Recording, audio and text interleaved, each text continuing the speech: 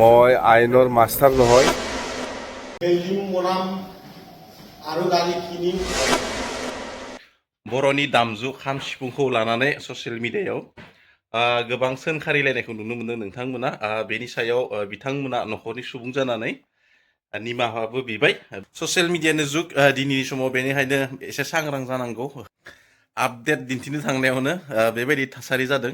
जियानो जाया मानो बेनि सिगांनो मोननैसो आपडेट। हेल्ल' অসমবাসী ৰাইজ, বিদ্যাবাসী ৰাইজ, খুলুমবাই, নমস্কাৰ। নিৰ্বাচনৰ আমাৰ যি হাৰ, এই হাৰৰ বহুত ইম'চনেল ফ্ৰাষ্ট্ৰেশ্যন,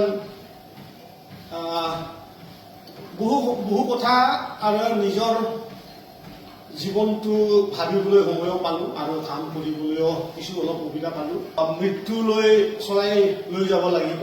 ইণ্ডিভিজুৱেল ব্যক্তিগত জীৱন, বহুখিনি জীৱন সময় কটালোঁ আৰু কটাবলৈ ইচ্ছা আছিল, কিন্তু এতিয়া ভুলে কওক বা ইণ্টাৰেষ্টটো নাছিল, ভুলতে কওক, এই ৰাজনীতিক জীৱনত আহি পেলাই এতিয়া বহু মানুহ লগ পালোঁ আৰু তেখেতসকলৰ আশা আকাংক্ষা, চিন্তা, কিবা এটা কৰি থৈ যোৱা তেখেতসকলৰো বহুত সপোন আছে আৰু এই সপোনত ময়ো এসময়ত জড়িত হ'লোঁ। যিহেতু এতিয়া তেখেতসকলো নেৰে যদি আমি ভাল চকুৰে সমাজ সেৱাৰ কথা চিন্তা কৰোঁ, সেইটো এটা ডাঙৰ এটা পথ হয়। ব্যক্তিগত জীৱন মই ক'লোৱে, বহু সময় জীৱন দি আহিছোঁ। নিজৰ জীৱনত কিবা এটা আৰু লাগে, বিল্ডিং বনাম আৰু গাড়ী কিনিম, পইচা আৰ্জিম, তেনেকুৱা মন উঠে নাই। এই চমৰ পৰা মন উঠি গৈছে বহু আগতে, আজি নহয়। তো মই ক'ব বিচাৰিছোঁ এইটোৱে যে আমি অহা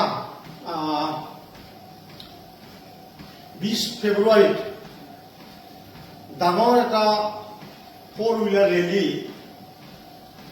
4 চকা গাড়ীৰে আমি UPPL দলৰ কেন্দ্ৰীয় যুৱ শাখাৰ নেতৃত্বত আমি এটা প্ৰগ্ৰাম আয়োজন কৰিছোঁ।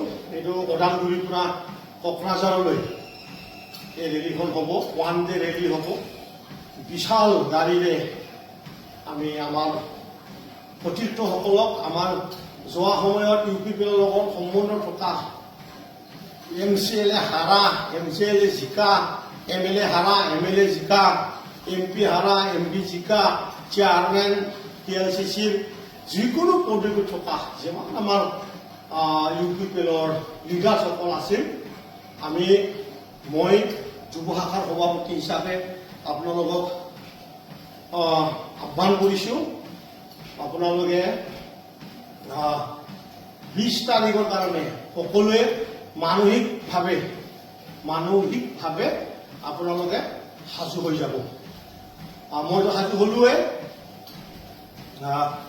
আৰু মই শুনিছোঁ মই নহ'লে মানে BTR ৰাজনীতিকত মানে কি বুলি কয়, এইটো আমেজ বুলি কয়। আমেজ মানে কিবা খালী লাগি থাকে। মই যিহেতু লাগাত চাই বেছি কথা কওঁ, আৰু মোৰ মনটো এনেকুৱা নহয়, মই মুখটো হয়তো বহুত চোকা, কওঁ এনেকুৱা, আৰু পিছপিনে বেছি নাচাওঁ। কেণ্ডিডেট লিষ্ট এনেকুৱা আলোচনাতে অহা নাই, যিহেতু ফাৰ্ষ্ট উইক মাৰ্চত ইলেকশ্যন কেতিয়া হ'ব সেইটো ঘোষণা কৰাৰ কথা আমি শুনিছোঁহে। এইটো হয় নহয় আমি কনফাৰ্ম কৰিব নোৱাৰোঁ। মুঠতে মাৰ্চৰ ভিতৰত নটিফিকেশ্যনটো আহিব বুলিহে আমি শুনিছোঁ। যেতিয়া নটিফিকেশ্যন কনফাৰ্ম হ'ব তেতিয়া আমি কোনটো সমষ্টিত কোনে ইলেকশ্যন খেলিব, আৰু টোটেল 126টাৰ ভিতৰত আমাৰ BPF হিচাপে কিমান আমি সমষ্টিত আমি ইলেকশ্যন খেলিম, এইবিলাক ঠিক হৈ যাব। ইয়াৰ আজিৰ দিনত মই একো ক'ব নোৱাৰে BPF হিচাপে ইমানটা সমষ্টিত খেলিম বুলি। গৌৰৱ গগৈ পাকিস্তানৰ সৈতে সম্পৰ্ক, আজি মুখ্যমন্ত্ৰীয়ে সংবাদমেল ইতিমধ্যে দিছে, সম্পূৰ্ণ কি ক'ব এই মুহূৰ্তত? এইটো বিষয়লৈ মই কি কওঁ, এইটো ষ্টেট মেটাৰ, চেণ্ট্ৰেল মেটাৰ। মই আইনৰ মাষ্টাৰ নহয়, আইনে চাব সেইবিলাক।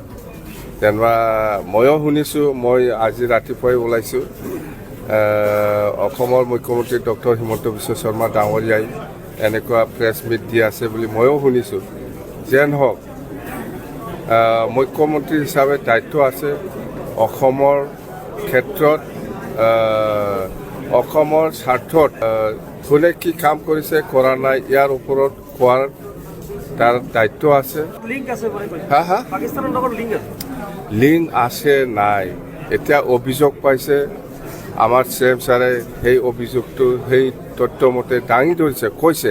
এতিয়া ইয়াৰ ওপৰত আইন আছে, আইনে আৰু চাব। সাংসদ পত্নী হৈ থকা সময়তো পাকিস্তানৰ পৰা সেইবিলাক মোক সুধি লাভ নাই। মই BTCৰ মানুহ, BTCৰ হৈ মই কাম কৰি যাম। BTCৰ যদি কিবা হৈছে মোক সোধক, এই ষ্টেট বা দিল্লীত কি হৈছে হোৱা নাই সেইবিলাক বাৰে বাৰে ইমান সুধিব নালাগে, দৰকাৰ নাই। এইটো অসমৰ মুখ্যমন্ত্ৰী হিচাপে যিটো দায়িত্ব আছে সেইটো পালন কৰি আছে, বাছ। भाइरेल जानाय, बे भाइरेल जानायनि सायाव